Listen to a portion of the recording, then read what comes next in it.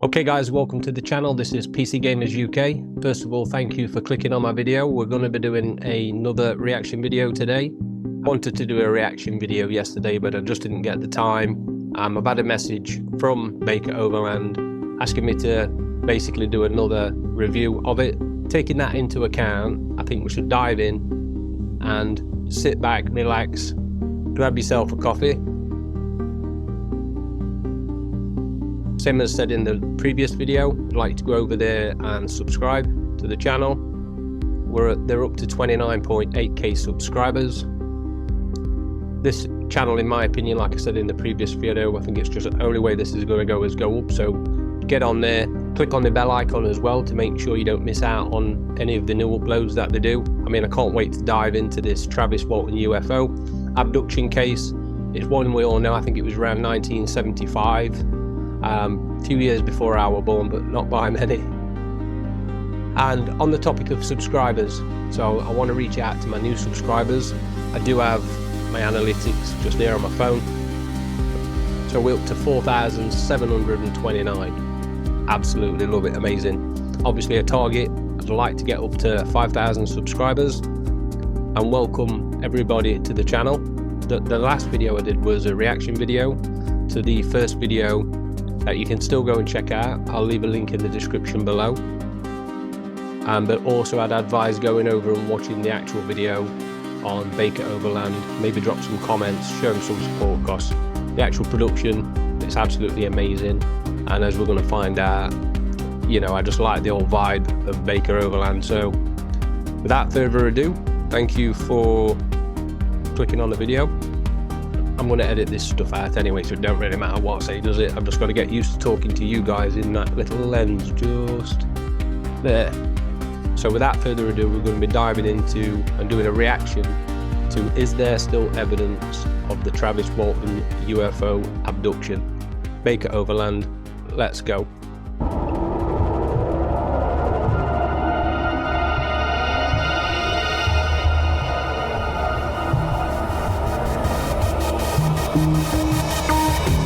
In 1975, logger Travis Walton vanished in the forest of eastern Arizona after an alleged encounter with a UFO. 5 days later, he reappeared claiming he had been taken aboard an alien spacecraft. We're heading to the exact location where it happened. We'll be camping on site, exploring the area after dark, and conducting radiation tests to see if there's anything unusual after nearly 50 years.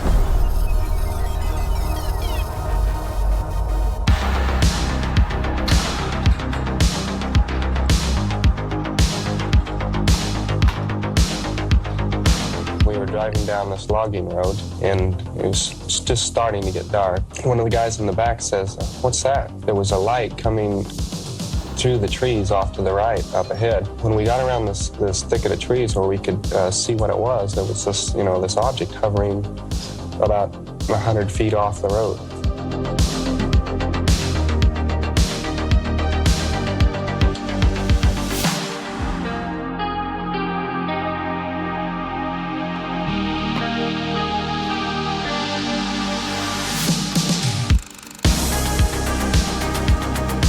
I got out and I walked up closer to it, to get a closer look.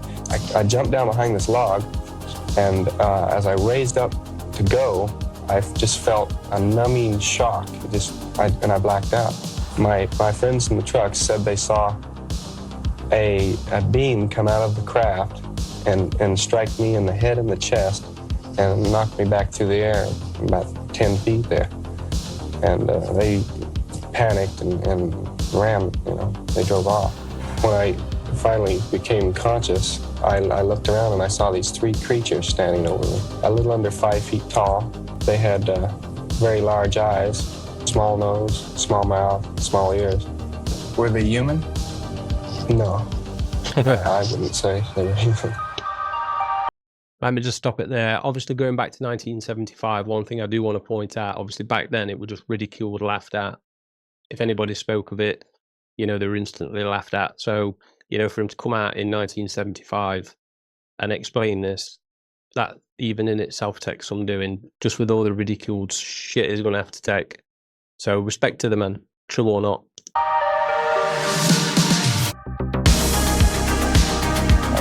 jumped up, and there was this thing laying across me. It fell off, and I knocked them away from me.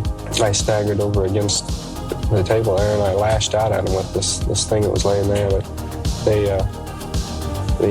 they started towards me, and then they stopped, and then they turned around and left all at once, and that was the last I saw of them.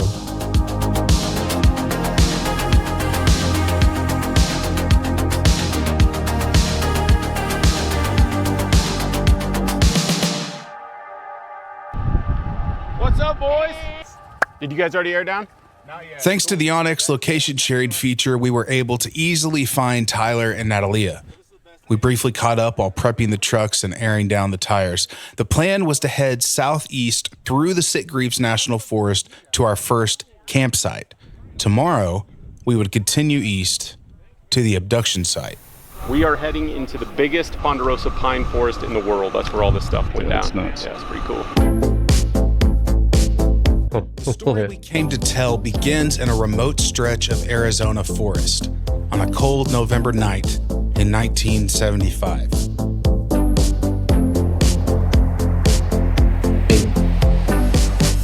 It was here, deep among the towering pines near Heber, that a young logger named Travis Walton vanished without a trace. What happened next would become one of the most controversial and enduring mysteries in American history. 6 men watched as a strange glowing craft appeared in the woods. They claimed Travis stepped out of the truck to get a closer look, but moments later, a beam of light struck him, throwing him to the ground. Terrified, the crew fled. When they returned, Travis was gone. For 5 days, search teams combed these mountains. Law enforcement suspected foul play. Friends and family feared the worst. Then, against all odds, Travis reappeared, alive, and with a story that would divide believers and skeptics for decades. We came to Arizona to stand where it happened, to walk the same forest roads, to see the landscape that became the center of one of the most famous UFO cases ever recorded. Because whether you believe Travis Walton was abducted by extraterrestrials or not, one thing is undeniable. Something happened here. And nearly 50 years later, the question remains.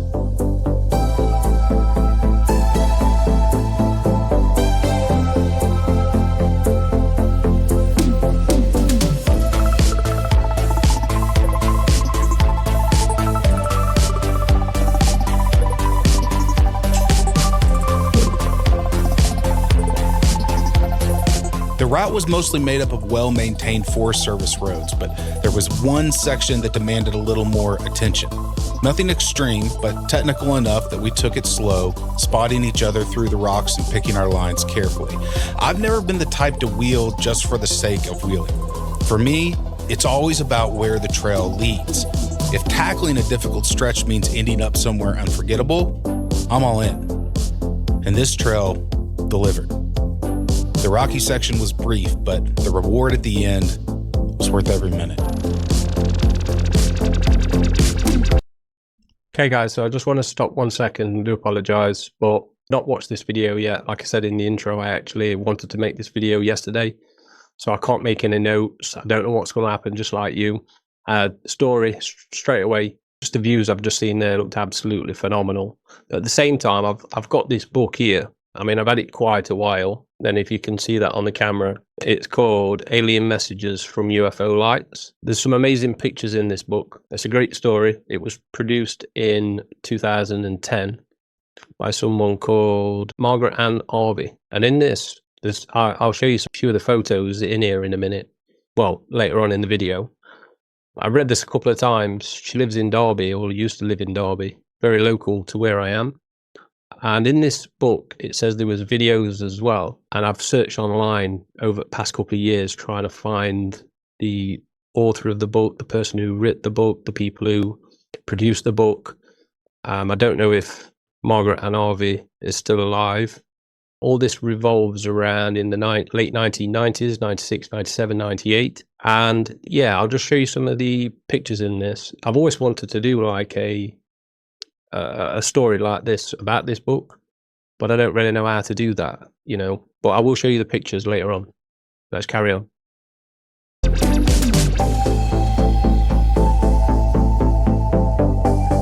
Waiting for us was a campsite tucked away in a place that almost felt unreal. Without a doubt, it ranks among my favorite campsites 100% I've ever found. Looks stunning.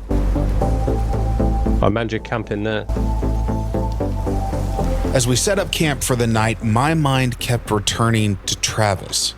His story is somehow both enormous in scope and deeply personal. The claims of one man, if they're true, could completely change our understanding of life itself. And yet, the story isn't especially dramatic. There's a reason Hollywood added terrifying creatures, sinister experiments, and moments of horror when they turned it into a movie. On its own, Travis's account is remarkably uneventful. He wasn't tortured or dissected. He wasn't hunted. He didn't escape with a warning for humanity or return to some profound revelation. But maybe that's exactly what makes his story so profound.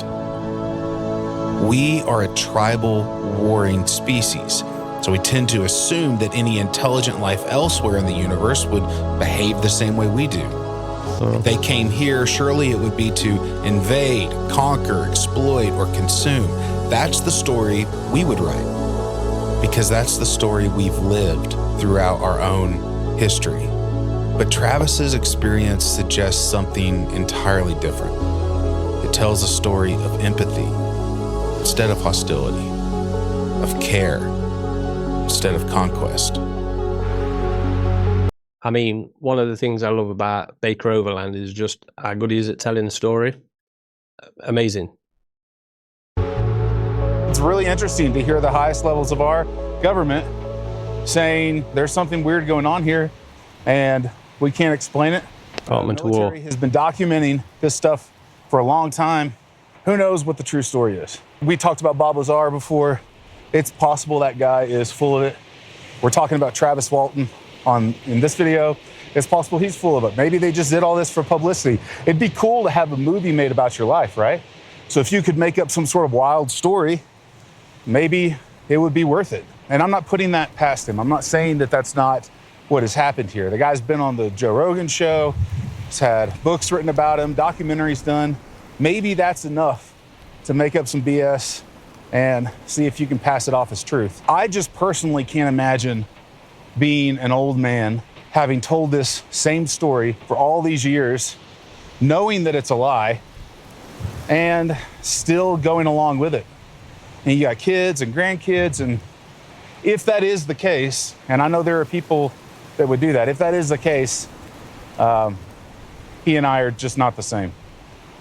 But there's some stuff about the story that's 100%. hard to explain, like why all the guys involved in this took lie detector tests multiple times and passed. I don't know what to believe, but that's part of the reason why I wanted to come here. I feel like if I can put boots on the ground in these places, if I can really dive deep into the stories, if I can make it a little bit more tangible, maybe I can come closer to deciding what I think about all this. My goal is to tell a good story, to take you guys along with me, and where you land on any of that stuff, if you come to a different conclusion, that's great. My opinion on all this stuff changes day to day, it seems. So I'm definitely not one to judge. Yeah, I'm pretty much same. We enjoyed campfire convos and a beautiful view as the sun set on our first night of the trip. Tomorrow, the real journey would begin as we searched for the abduction site.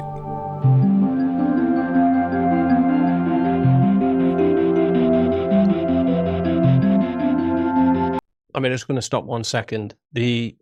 Camping, it's amazing. I've got like a little Renault traffic van. I'm trying to kit out a bit of like a camper. Just getting out there, being out in wild, being out there with trees, water. I know there's no water there, but it's nice. It's nice just to get away from all this hecticness. I imagine that must be amazing.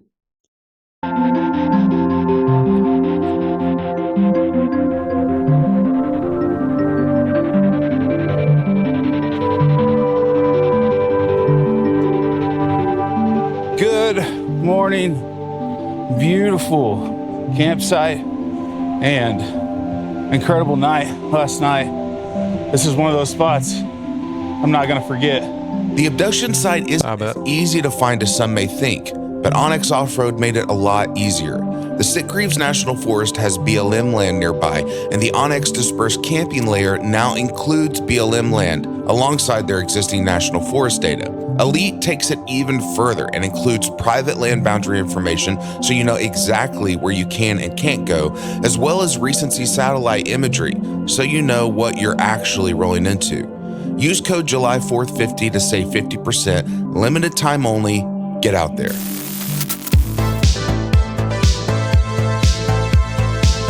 I love the tune, guys. I love it. B-roll, catching B-roll. Love it.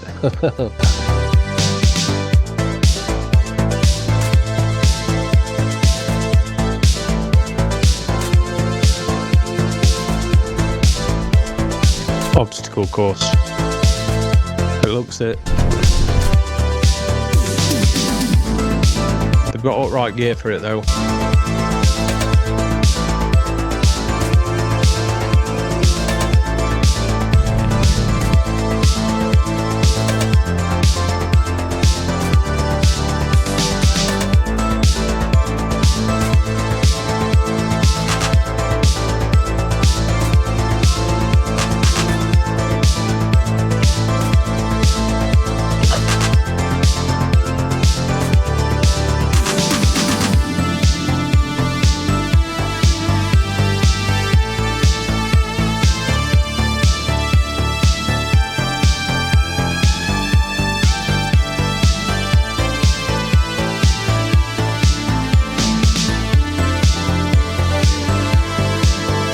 So they're using the book to guide them to where to go. Urban Rim, was that? Urban Rim or something?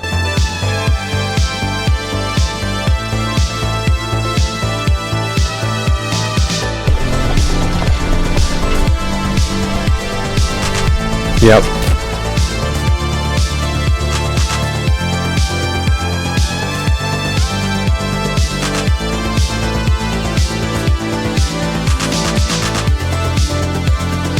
I mean, radiation lasts a long time, right?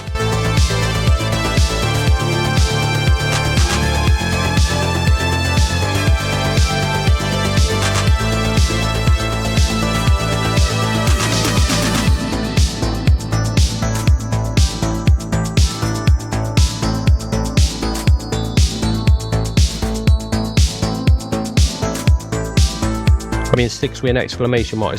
I'm taking 6 as quite high on a Geiger counter. I don't know enough about a Geiger counter to know what's high and low.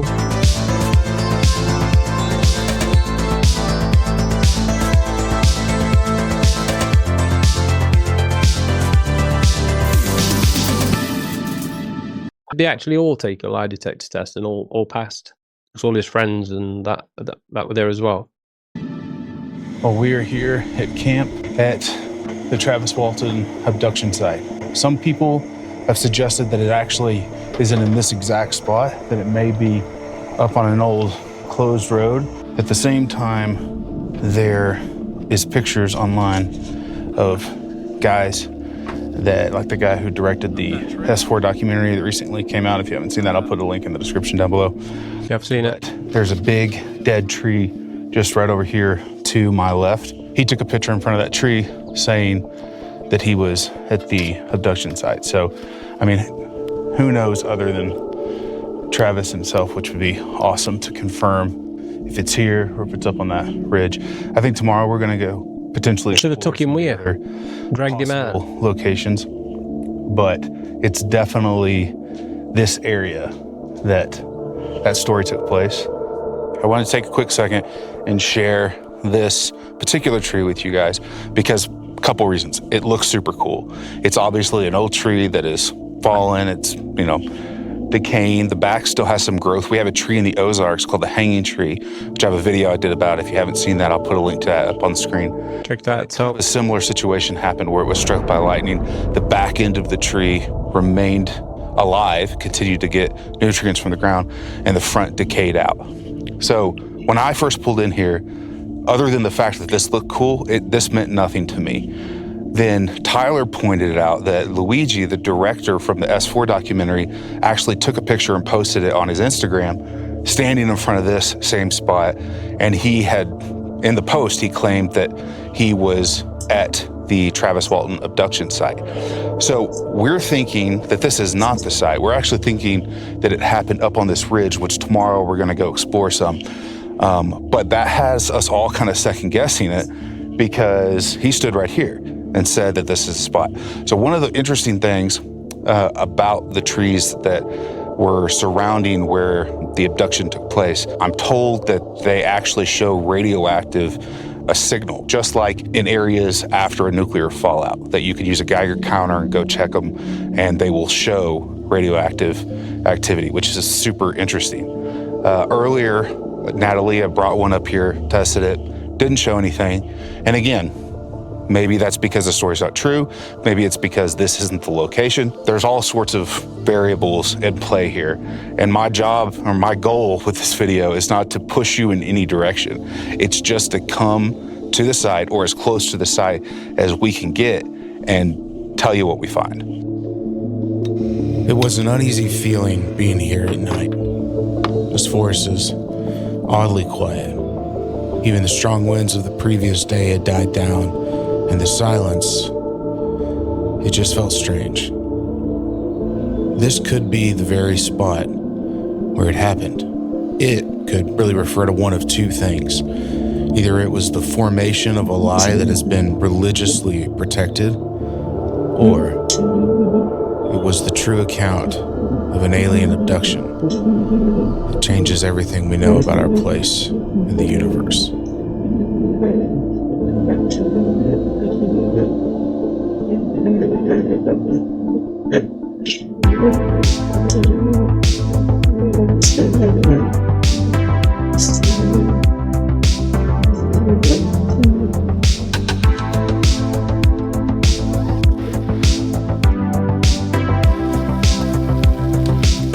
Good morning from the abduction site campsite. One of the things that we were told was that the trees surrounding the abduction site show signs of radioactivity. I talked about this last night.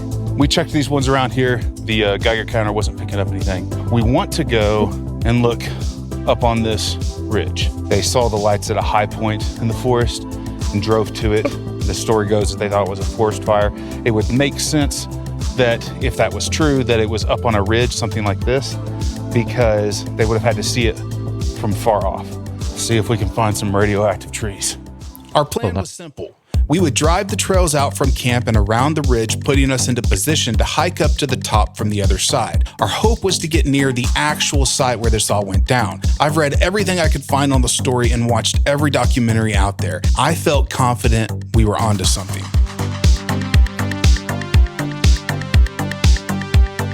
I mean, this is the music I try and make in FL Studio.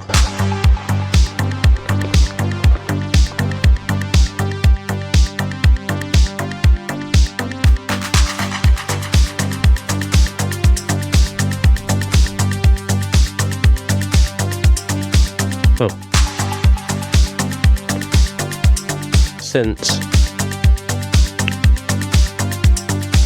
Good bass line. There was no way to be certain we were headed to the right spot. Like I mentioned before, several people claimed the campsite we stayed at was the correct location, but I'm not convinced they would have seen a craft tucked down in that valley. And without finding any radiation in that spot, I was convicted that we had to check the ridge. So we pushed on.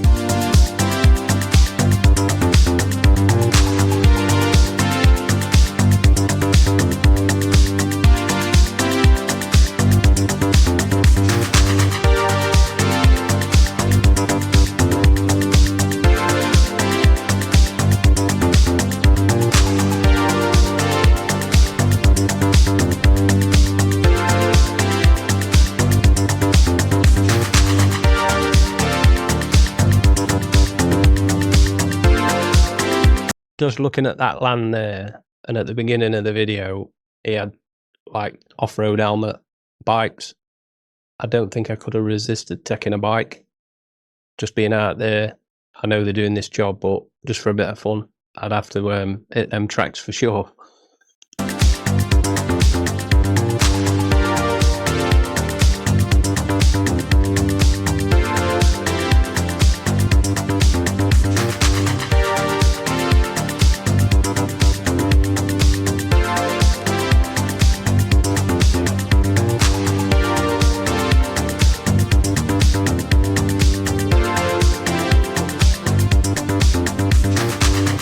The story was made up.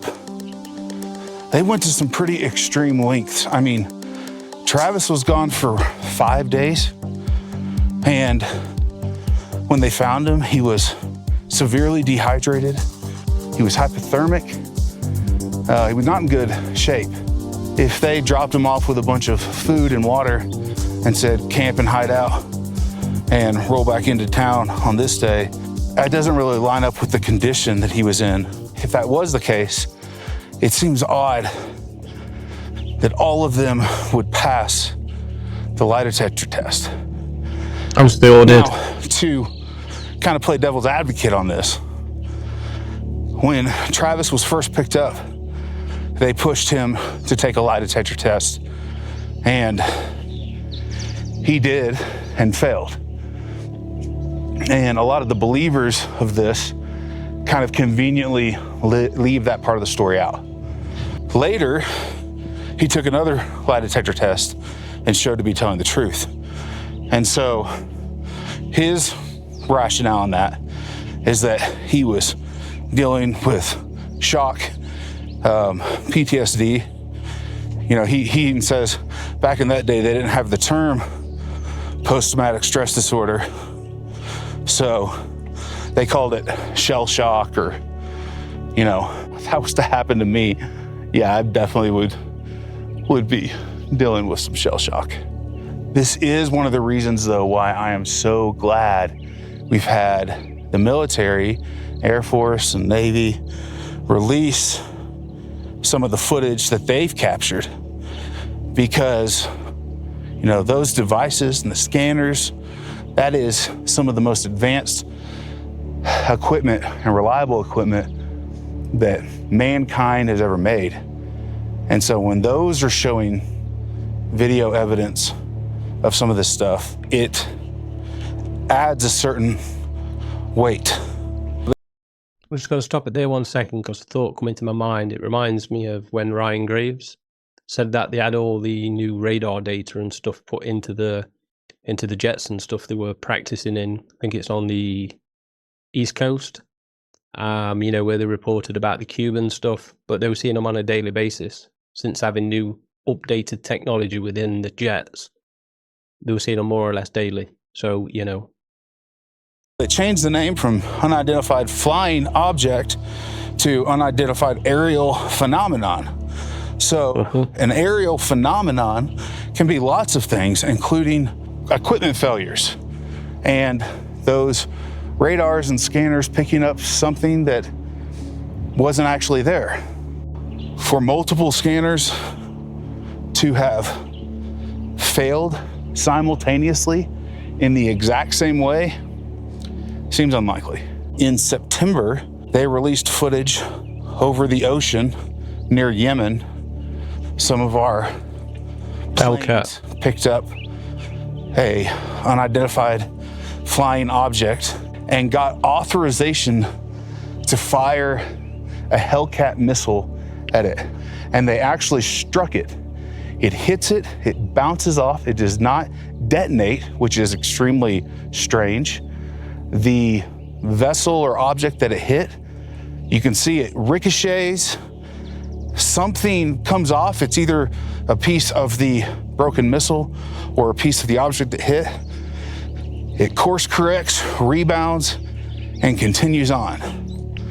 Now, anybody that knows anything about those weapons and what they're capable of knows that that is not common behavior. The folks that want to say it's some sort of weird artifact on these radars, I mean, we shot one with a friggin' missile, and clearly it hit. It did not destroy it. It did not significantly knock it off course, and that sucker continued on. So it's just strange to me that we have, you know, people in our military, our government, releasing footage like that and saying, we got nothing. We don't know what it is. Said the exact same thing. With the stories like Roswell and the stories. Go and check that video out as well. That's the one I did my first reaction to. I'll leave a link in the description. Not necessarily that these are aliens from another planet or 100%. galaxy. I mean, maybe they're from here. Think about how much of the ocean we haven't explored. We have videos, again, military videos that have been released of these objects descending literally into the ocean and continuing at the same speed underwater that they were in the air. I mean, we have nothing that can do that. Maybe they're from here. That's crazy to say. Snow. I've also heard theories that maybe it's us. If you're religious, you come from a Christian background, which I know a lot of you guys do. It's not uncommon here in the West. Think about what you believe. 34,000 years ago. In a higher level of intelligence, a being that is not bound by three-dimensional space and time, that can be omnipresent, that doesn't have to follow our known laws of physics, that created life. You're kind of saying the same thing. For a lot of you guys that want to laugh at all the UFO alien people, and yet you pray to a higher level of intelligence that does all the same stuff. I don't know. I mean, that there just struck a chord with me, because do you know how they always say our nearest star is light years away? It's going to take them thousands of years to get here. You know, what if they aren't already here? What if they've been here all along? What about if they are in ocean? You know, what's wrong with something like, you know, like an octopus? Just imagine how clever an octopus is. Imagine a civilization being built underground using obviously materials on land and also materials from the oceans to create something that we don't have. And maybe they've just been here all along. It's a very deep way of thinking. And when he talked about I'm changing it from UFO to UAP, I used to write loads of comments because people were saying, oh, they're just trying to retract from UFOs. But I think it makes sense, because a UFO, an unidentified flying object, would say it's either in the sky or in space, but a submersible object is in the sea, which we call a USO. So I'm putting them all into one category of unidentified anomalous phenomena. Just makes more sense. Let's carry on. Despite hours of hiking and scanning, we never found any signs of radiation. Maybe we were in the wrong spot. Could be. Maybe the radioactivity dissipated over the last 50 years, or maybe the entire abduction account was fabricated. You be the judge. But this trip wasn't over for us.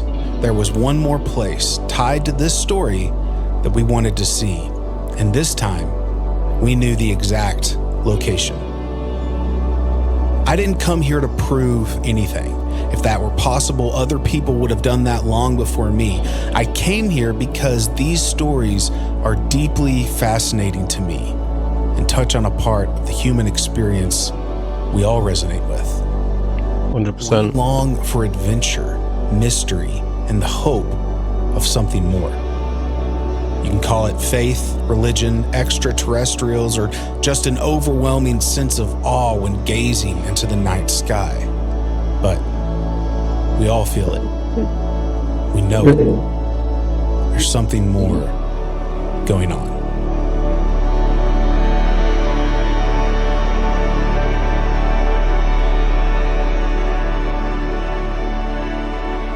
Well, this is the last spot that we planned on visiting, and it's the infamous phone booth in the town of Heber.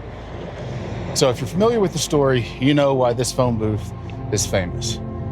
After Travis had been missing for 5 days, the story goes, he was dropped off outside the town of Heber, made his way to this phone booth and made a call to his brother-in-law to be picked up. Now, what's crazy about that part of the story is his brother was the one, or his brother-in-law was the one that informed him he had been gone for 5 days. He thought it was still the same day, completely unaware of the time that had passed.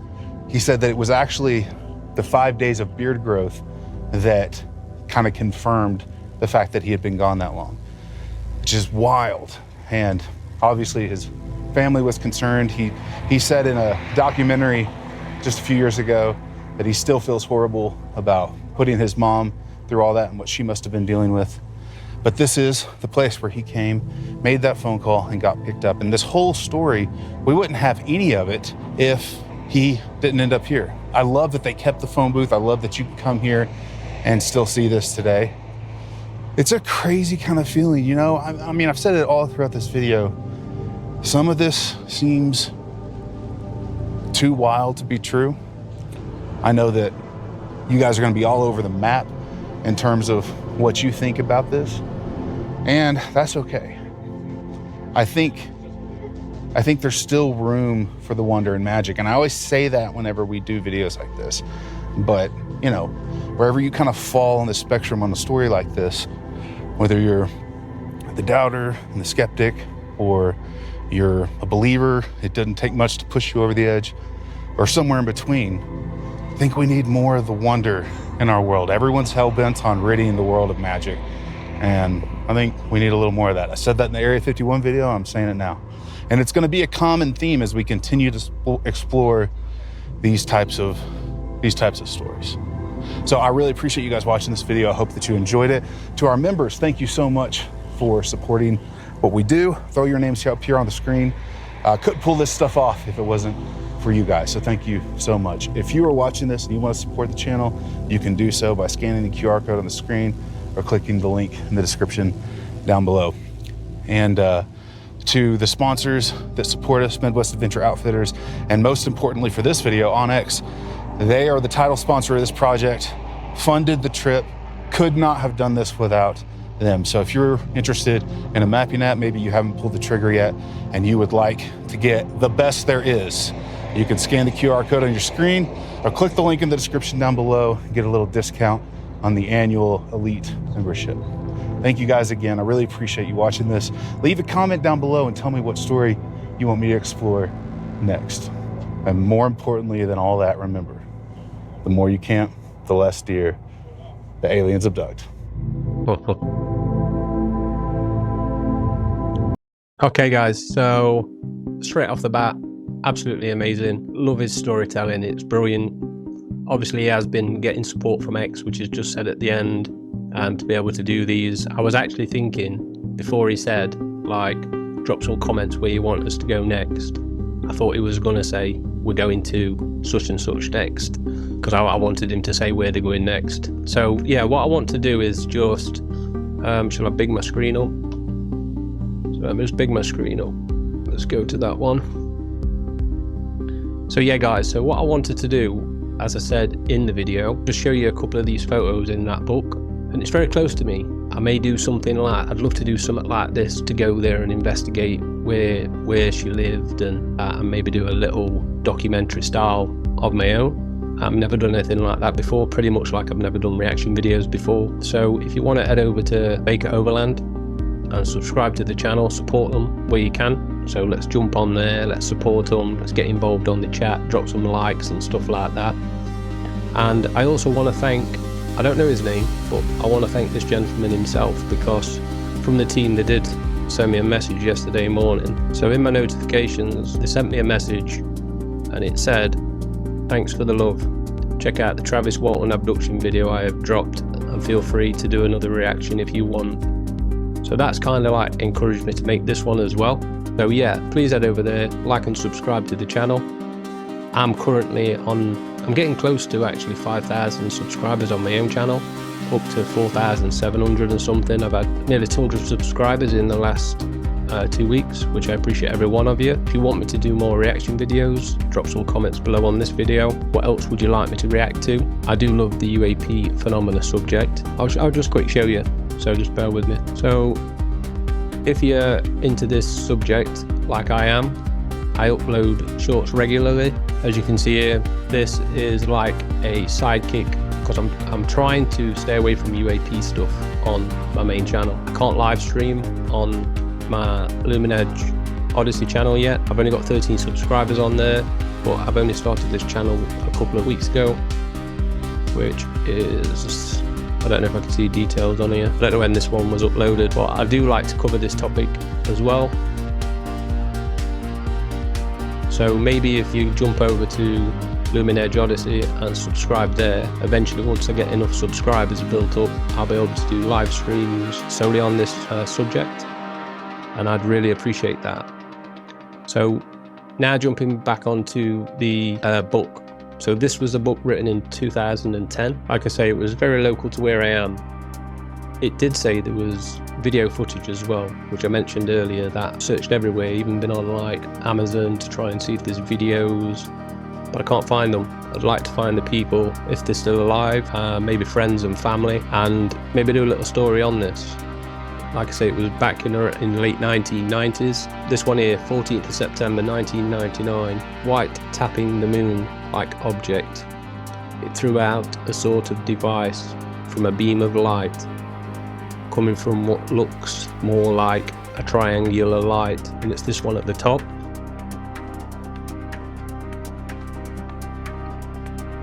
So maybe it might be just hard for me to zoom in, because it's only just going to register the face within broadcast, but there's the one at the bottom there.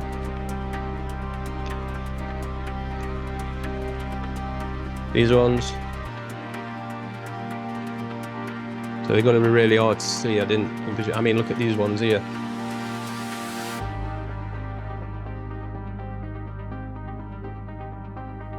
These are just above the trees. I mean, look at this one here with the 2 in the back, 2 at the front, there's 2 in the background, 2 in the middle, and 2 here at the, if I can get my finger to work, there. This is like an interesting book. I've had it about 8 years. I've read through it 2 or 3 times. So yeah, maybe what I will do is load some of these pictures, take a photo of them, and maybe upload them. But it's called Alien Messages from UFO Lights. I imagine it'd say UAP lights in today's world. Terrifying, mysterious and magical. All pictures have been taken from real life video footage. There you go. Says it on the front. All been taken from actual footage. So I'd love to get my hands on that footage. If anybody knows, drop a comment below how I may do that. I've tried every avenue I can think of other than going to the area. It's only around 40 minutes away, so I could probably go to the area. In fact, let me show you this as well. So in the beginning here, I've got a map of where the location is, and the dark line is the fields where they used to live. They used to live on a farm, and at night you'd see the lights, and they kept returning and returning and returning. She used to record them on an old VHS camcorder, and that's the footage I want to get my hands on. Which coincidence, 1978 to 1997. I just thought I'd share that with you because it's an interesting book. So yeah guys, I'm going to sign off for now. If you do want to subscribe to UNEXPLAINED Odyssey, please feel free to do so, and I may be able to do some live streams on there. If you're into boxing, gaming, funny stuff, consider subscribing to PC-Gamerz-UK. My channel's now 6-7 years old. Like I say, I've had over 2 million views in total, and I'd like to get all my subscribers. I'm close to 5k, so if you want to show some love and support there as well, please feel free to do so. Okay guys, so I'm going to sign off for now. I'll be doing some editing in DaVinci, just put it all together, and I'll get this video out to you as soon as possible. Thank you for the support.